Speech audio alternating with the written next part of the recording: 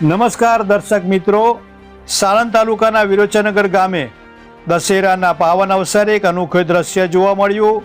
100 વર્ષથી ચાલી આવતી પરંપરાગત અશ્વ રેસનું ભવ્ય આયોજન કરવામાં આવ્યું। આ રેસની ખાસિયત એ રહી કે ગામના હિન્દુ મુસ્લિમ ભાઈઓએ મળીને પોતાના અશ્વને સુંદર રીતે સજાવીને રેસમાં ભાગ લીધો।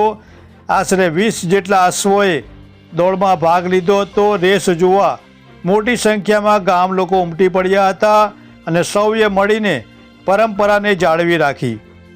ગામના સરપંચ હિતેશભાઈએ પણ પોતાના અશ્વ સાથે દોડમાં ભાગ લીધો અને કોમી એકતાનું ઉત્તમ ઉદાહરણ પૂરું પાડ્યું।